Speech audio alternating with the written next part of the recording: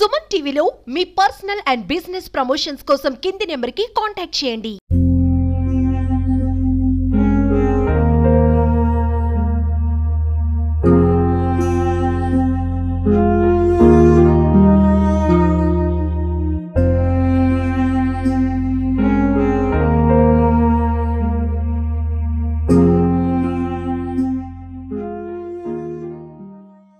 Hello, present మన విశాఖపట్నం కొమ్మదిలో గల Chaitanya engineering కళాశాలలో ఉన్నాము. ఈరోజు ఒక దుస్సాహసం అయితే చోటు చేసుకుంది. 17 ఏళ్ల బాలుడు జ్యోతి ప్రకాష్ అనే బాలుడు ఫస్ట్ ఇయర్ మెకానికల్ డిప్లొమా చదువుతున్న బాలుడు అనుమానాస్పద స్థితిలో ఫ్యాన్ కురేసుకుని చనిపోవడం జరిగింది కాలేజ్ హాస్టల్లో. వివరాల్లోకి వెళ్తే ఈ బాలుడు పార్వతీపురం నర్సీపురం అనే గ్రామానికి చెందిన బాలుడు ఇక్కడ ఫస్ట్ ఇయర్ డిప్లొమా మెకానికల్ చదువుతున్నారు. ఈ యొక్క కాలేజ్ హాస్టల్లో ఈరోజు 1 గంట ఆ ప్రాంతానికి కురేసుకొని అయితే చనిపోవడం జరిగింది.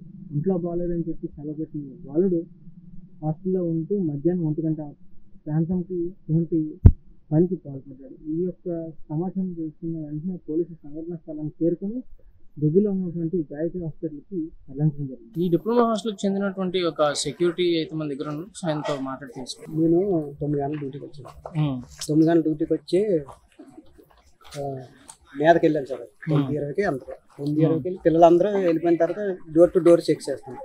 డోర్ టు డోర్ చెక్ చేస్తే కింద చెక్ చేసుకుని కింద గడ్డి పెట్టేస్తాం. ప్రతిది కూడా ఎవరు వెళ్ళిపోయారో ఎవరు ఉన్నారో చూసుకుంటాం. ఆయనకేమో పైకి వెళ్ళాను.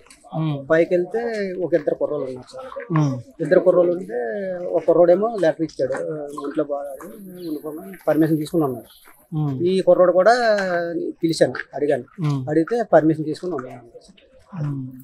తర్వాత నేను ఆన్లైన్ వరకు చెప్పాను అంతే. మరి అంటే చెప్పారు రైట్, అబ్బాయి చనిపోవడం ఎప్పుడు చూసారు? నేను చూడలేదు సార్, అసలు నేను మెస్కి వెళ్ళిపోయాను అంతే. మెస్కి వెళ్ళిపోతున్నాను. 12:30కి వడ్డించడానికి వెళ్తాను సార్ మెస్కి. ఉదయం అయితే వాళ్ళు సెలవు పెట్టేసి ఇక్కడ వరకు మీకు తెలుసు అంతే. జ్యోతి ప్రకాష్ అనే యువకుడు 17 ఏళ్ళ యువకుడు present diploma first year mechanical Chaitanya engineering college Visakhapatnam కొమ్మదిలో చదువుతున్నాడు. అనుమానాస్పదంగా ఫ్యాన్ కూరేసుకొని చనిపోవడం అయితే జరిగింది. దీనిలో భాగంగా ఒకసారి వాళ్ళ తల్లిదండ్రులు మీకు ఎప్పుడు తెలిసింది? 6:30 బాగా ఫోన్ చేసాడండి. బాగోలేదు, కడుపు నొప్పి, వామిటింగ్ వచ్చినట్టుంది, రూమ్ లో టాబ్లెట్ వేసుకున్నాను, పిల్లలు ఇస్తే అని చెప్పారు. వార్డెన్ సార్ కాల్ చెయ్యమ్మా, నీ లెటర్ తెచ్చుకునే పరిస్థితులు ఉన్నాను, కాలేజ్కి వెళ్ళడానికి కూడా అని చెప్పాడు. చెప్తే సరే అని వార్డెన్ సార్కి ఏడప్పుడు ఫోన్ చేశాను నేను. సార్ ఇలా బాగులేదు, టాబ్లెట్ వేసిన అంటాను, మీరు వెళ్ళి చూడండి అన్నారు. చూస్తాను అన్నాడు. కాలేజ్ ఎలాగ చేస్తే పరిస్థితి, మా పరిస్థితి ఏంటి? ఇప్పుడు అడిగితే అతను వెళ్ళలేదు, ఫోన్ రాలేదు, ఫోన్ రాలేదు. పిల్లలు ఫోన్ చేసి చెప్పారు. అయితే 2 సంవత్సరాలు పెంచి నేను ఇక్కడ పిల్లలు చంపేయడానికి మరి కాలేజ్ స్పందించాలి కదా. జాయినింగ్ జస్ట్ కౌన్సిలింగ్ వచ్చాం. కౌన్సిలింగ్ వచ్చినప్పుడు 1 మంత్ హెరాస్మెంట్ చేశారు. కౌన్సిలింగ్ ఎవరెవరో మేడమ్స్ కాల్ చేసి మీ ఇంట్లో ఉన్నట్టు ఉంటది, మీ పిల్లలకి పిల్లడు రూమ్ లో తలుపు వేసుకోండి, ఏదో బాగాలేదు, నేను తలుపు కట్టుకుంటూ ఉంటానా, పిల్లల్ని కాపాడుకుంటూ ఉంటానా, చెప్పేటప్పుడు సమాధానం కూడా అతను చెప్పలేకపోతున్నారు. నేను ఎందుకంటే అడిగాను, సమాధానం లేదండి, భోజనం చేసాక ఇడు తిన్నాడా లేదా, పిల్లలు వచ్చి చూసారు.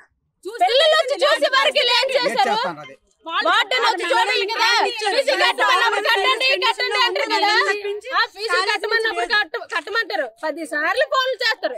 10 సార్లు వెళ్తే ఆ అబ్బాయి బతుకుతారు కదా, ఆ 10 సార్లు ఒక్కసారి ఒక నిమిషం. మాకు ఫోన్ 1:30కి వచ్చింది, బాబుకు బాగాలేదండి. వాళ్ళు ఊర్లో ఉంటారు, మేము లోకల్ గార్డెన్ 15 కిలోమీటర్లు ఉన్నాను. నేను ఫోన్ వచ్చిన 40 మినిట్స్ లో ఎన్ని సిగ్నల్స్ క్రాస్ చేసుకుని ఇక్కడికి వచ్చాను.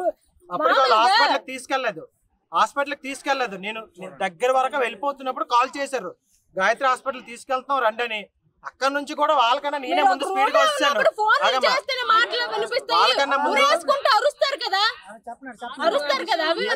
కొమ్మాది నుంచి కూడా ఆ కార్ కన్నా ముందు నేనే వచ్చేసాను.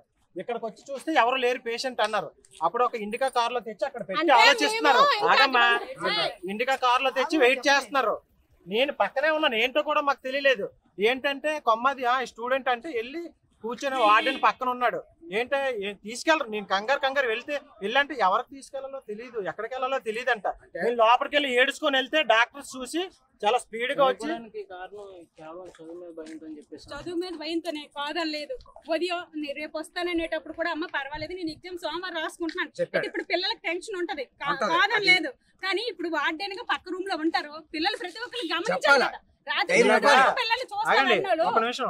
ఇలాగా మీ బాబు ఇలాగ బాగాలేదు, ఎగ్జామ్ కూడా అటెండ్ అవ్వట్లేదు, చాలా భయపడుతున్నాడు, అయ్యాడు అని మాకు వీళ్ళు వీళ్ళు దూరంగా ఉన్నారు కదా, వీళ్ళు లోకల్ గార్డెన్ నా నెంబర్ ఉంది. ఇదివరకు రిపీట్ 1 month బ్యాక్ రిపీట్ అయితే బాగాలేదని నాకే ఫోన్ చేస్తే నేను వెళ్ళాను. వార్డెన్కి నా నెంబర్ పర్సనల్ నెంబర్ కూడా ఇచ్చాను. ఏమనైతే ఓకే సార్ కాల్ చేస్తున్నాను. అలాగే అతను కాల్ చేసి మీ వాడు సిక్ అయ్యాడని చేసినా నేను ఎవరో ఒకరు వచ్చి తాన్ని కలిస్తే జస్ట్ మోటివేషన్ అయితే ఆడ మైండ్ చేంజ్ అవుతుంది. ఫోన్ చేయలేదు, అసలు చూడలేదు, వెళ్ళి ఎవరు చూడలేదు, చూడాలి కదా. వెళ్ళిపోయారు కాలేజీకి 8:30కి వెళ్ళిపోయారు. 8:30 నుంచి 9 అప్పుడు సెక్యూరిటీ వచ్చాడంట, చూసుకొని వెళ్ళిపోయాడు. అది వార్డెన్ కాదు, సెక్యూరిటీ చూసాడు. 1:30 వరకు 9 నుంచి 1:30 వరకు ఫైనల్ అండి. యాజమాన్యం నిర్లక్ష్యం ఇందులో ఖచ్చితంగా కనబడుతుంది. కాదు మాకు మెసేజ్ ఫాస్ట్ గా వచ్చినా మనసుకే అనిపించింది. ఉదయం బాగాలేదన్నప్పుడు మనిషిని పంపించలేదండి, మీకు దగ్గర అంత సివియర్ అని చెప్పలేదండి, కడుపు నొప్పి అని చెప్పారు అంతే. 2 సార్లు ఆల్రెడీ వెళ్ళాం సివియర్ అయినప్పుడు. వాళ్ళే వెళ్ళారు. అలాంటప్పుడు మళ్ళీ మీ అబ్బాయి బాగాలేదంటారండి, ఏ ప్రాబ్లం ఏంటో అనేసి వాళ్ళు మాట్లాడాలి. లేదంటే వచ్చి తీసుకెళ్ళిపోండి, ఎంత బాగాలేదు అనేది చెప్పాలి కదా.